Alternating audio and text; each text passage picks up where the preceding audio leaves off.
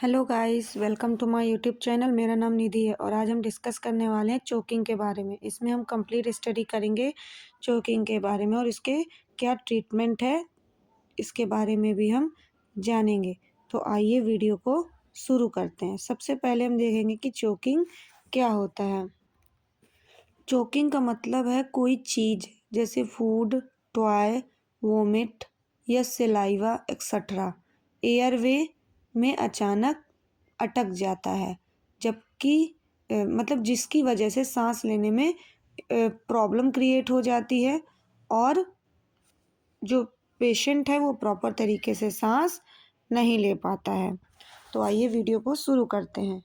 तो इसमें हम देखेंगे choking happens when something block the airway, यानी चोकिंग एक ऐसी प्रॉब्लम है जो कि आपके एयरवे यानी जो सांस लेने की जो ब्रीथिंग ट्यूब होती है उसको ब्लॉक कर देती है and prevent the air from entering the lungs. और एयर जो होती है उसको मतलब एयर जो आपके लंग्स तक जाती है उस रास्ते को प्रॉपरली ब्लॉक कर देती है, जिसकी वजह से आपके लंग्स तक प्रॉपरली एयर नहीं पहुंच पाती है। The blockage can be partial, यानी ये ब्लॉकेज पार्शियली भी हो सकता है यानी आधा, जैसे कि हाफ जिसे हम बोल देते हैं, एंड कंप्लीट जिसमें फुल ऑब्स्ट्रक्शन क्रिएट हो जाएगा। विदाउट क्विक हेल्प, बिना किसी हेल्प के complete choking can become life threatening. जो कंप्लीट चोकिंग होती है वो कंपैरिजन देन पार्शियल चोकिंग बहुत ही जानलेवा होती है। क्लियर है। नेक्स्ट हम देखेंगे किन किन कारणों की वजह से हमें चोकिंग कॉज करती है। तो मोस्टली हमें जब हम पूरी तरह से चबाया हुआ खाना, जब हम कोई खाना खाते हैं और उसको हम फूड इंटेक करते हैं और उसे हम प्रॉपर तरीके से चबाते नहीं हैं, तो वो फूड हमारे लार्ज पार्टिकल्स में ही प्रेजेंट रहता है और वह उसको हम ऐसे ही निगल लेते हैं तो वो हमारे गले में फंस जाता है। ये भी एक तरीके की चोकिंग की ही प्रॉब्लम है। ये स्पेशली बच्चों में भी कॉज करता है। कुछ छोटे बच्चे होते हैं जो नॉर्मली छोटे छोटे टॉयज जो आते हैं उनको मुंह में डाल लेते हैं और उनको गर्दन में फंसा लेते हैं। खाना खाते समय हम अगर बात करते हैं, हंसते हैं, दौड़ते हैं तो भी हमें चोकिंग की समस्या क्रिएट हो सकती है। जैसे कि हम इस डायग्राम में देख सकते हैं, जैसे कि हमारा नेक है, लैरिंक्स है, लैरिंक्स के नीचे होता है पैरनेक्स।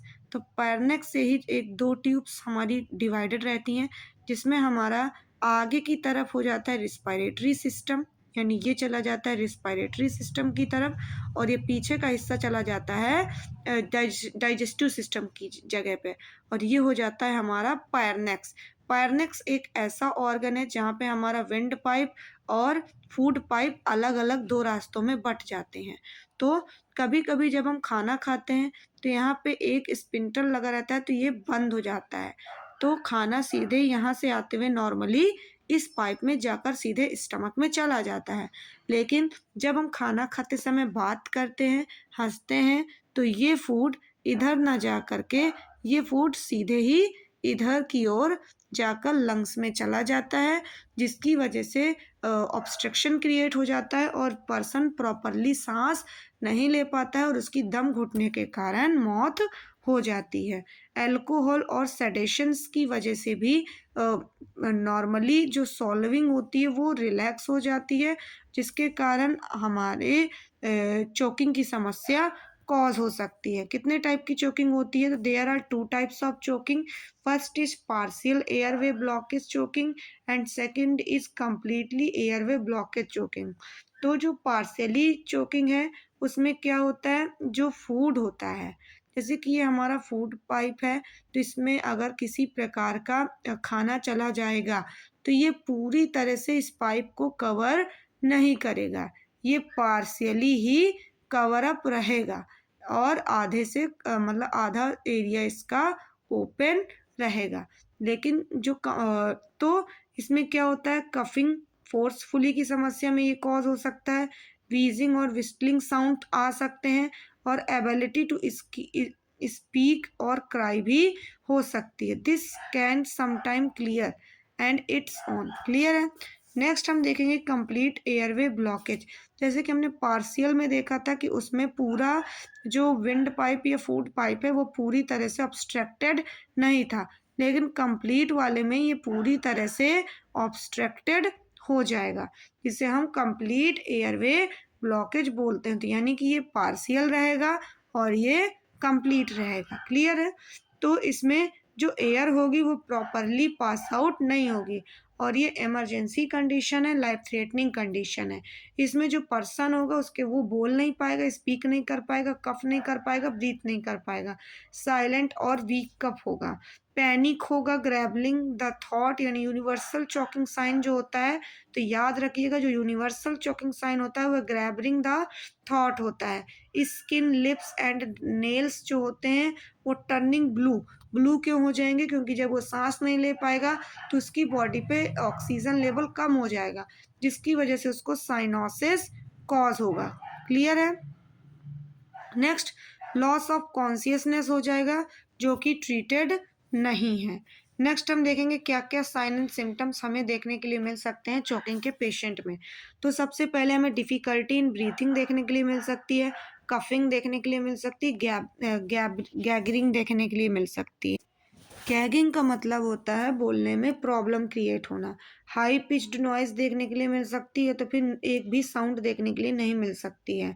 हैंड गैबरिंग देखने के लिए मिल सकती है जो कि थॉट की वजह से है। रेड एंड ब्लू डिस्कलरेशन देखने के लिए मिल सकता है। लॉस ऑफ कॉन्शियसनेस देखने के लिए मिल सकता है हमें सीवियर केसेस में। हमें what is happening inside the body, body के अंदर क्या क्या देखने के लिए मिल सकता है अगर एयरवे ब्लॉक्ड हो जाती है तो। ऑक्सीजन, जो सफिशिएंट ऑक्सीजन है वो हमारे लंग्स को नहीं मिल पाएगी, जिसके कारण हमें लंग्स फेलियर भी हो सकता है, और ये बहुत ही इमरजेंसी और लाइफ थ्रेटनिंग कंडीशन होती है। Blood supply level will be drop quickly, यानी धीरे धीरे जो हमारे ब्लड ऑक्सीजन लेवल है वो भी कम हो जाएगा। ब्लड ऑक्सीजन लेवल यानी ब्लड क्या करता है, हमारी पूरी बॉडी पे ऑक्सीजन सप्लाई करता है, तो जब ऑक्सीजन का लेवल घट जाएगा तो एक तरीके से प्रॉपरली हार्ट को भी ऑक्सीजन नहीं मिलेगा और हार्ट भी प्रॉपर फंक्शनिंग नहीं करेगा, जिसकी वजह से ब्लड भी धीरे धीरे कम हो जाएगा, ब्लड सप्लाई भी धीरे धीरे कम हो जाएगी और ऑक्सीजन सप्लाई भी कम हो जाएगी और पेशेंट की जान भी जा सकती है। जो ब्रेन है वो डिसेप्टिव्ड ऑक्सीजन, उसको सफिशिएंट ऑक्सीजन नहीं मिलेगी, जिसके कारण वो डैमेज होने लगेगा कुछ ही मिनट्स बाद। कार्डियक अरेस्ट आने के चांसेस हो सकते हैं क्योंकि हार्ट भी प्रॉपरली स्टॉप हो जाएगा, जो कि ट्रीटेड नहीं है। कॉमन फूड्स कौन कौन से ऐसे जो चोकिंग कॉज करते हैं? तो सबसे पहले हार्ड कैंडीज जो होती हैं वो कॉज कर सकती हैं। ग्रेप्स कॉज करते हैं स्पेशली चिल्ड्रंस में। हॉट डॉग्स या नट्स या फिर लार्ज पीस ऑफ मीट या पॉपकॉर्न या रॉ वेजिटेबल्स जैसे कैरेट या एप्पल जैसी फ्रूट्स हैं जो कि हमें चोकिंग कॉज कर सकते हैं। हम क्या क्या फर्स्ट एड प्रोवाइड कराते हैं एडल्ट्स में अगर हमें पास चोकिंग का पेशेंट आ जाता है? तो सबसे पहले मुझसे पूछते हैं कि आर यू चोकिंग, यानी क्या आपको चोकिंग की प्रॉब्लम है। नेक्स्ट हम उसको चेकआउट करते हैं कि वो प्रॉपरली स्पीक कर रहा है या उसको एक भी आवाज़ नहीं आ रही है। नेक्स्ट हम उसको चेकआउट करते हैं कि इसको पार्शियली चोकिंग है कि वो कंप्लीटली चोक है, तो हम लाइक करके चलते हैं कि उसको कंप्लीट चोकिंग हो गया है। तो give a 5 back glow between the soldier blades, तो हम उसको सोल्जर ब्लेड्स पे 5 बॉल ब्लोज प्रोवाइड कराते हैं। और इट नॉट क्लियर, अगर वो क्लियर नहीं है तो हम उसको 5 एब्डोमिनल थ्रस्ट, जिसे हम हैमलिज मैन्योवर बोलते हैं।